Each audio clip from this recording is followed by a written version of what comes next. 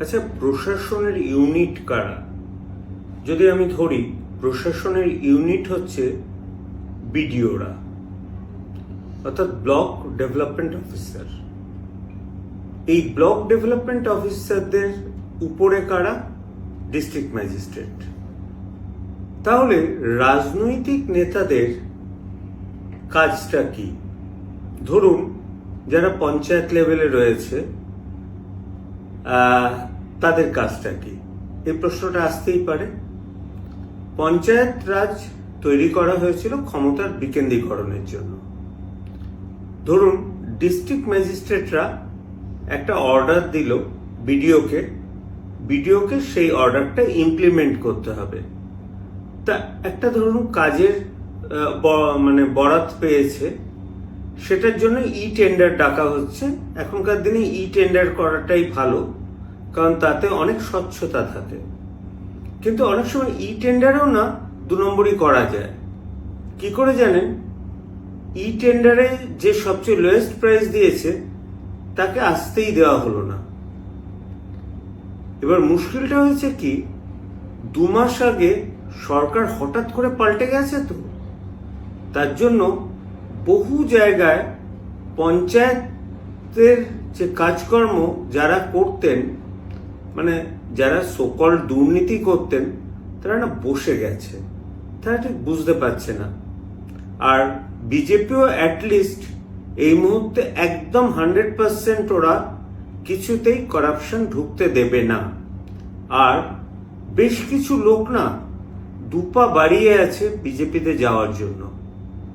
মহা ফ্যাসাদে পড়েছে বিডিও, আপনি ভাবতে পারবেন না।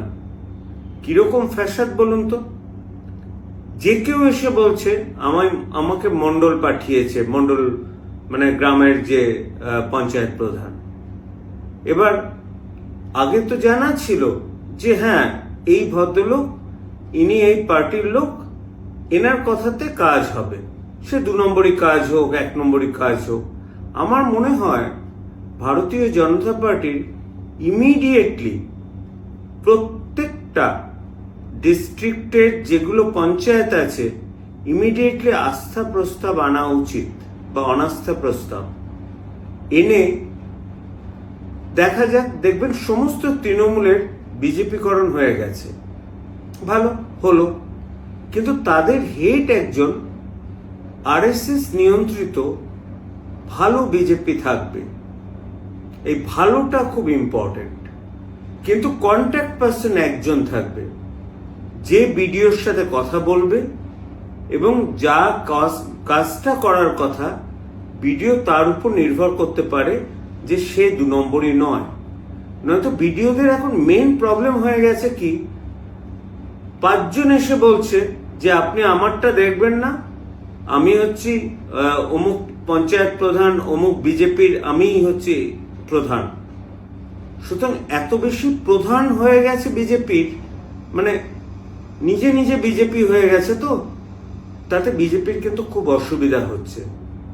সুতরাং এরকম নব্য বিজেপিদের আটকাতে গেলে কিন্তু অনাস্থা প্রস্তাব করে তৃণমূলীদের বিজেপিকরণ করে তাদেরকে বসিয়ে রেখে মাথায় একজন সৎ বিজেপিকে রাখা উচিত।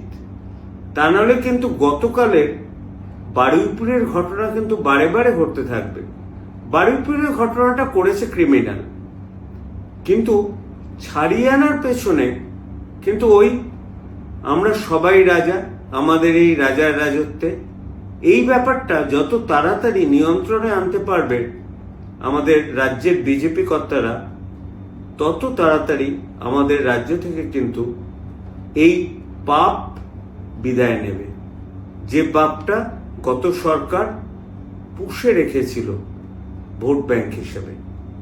এখানেই থাক।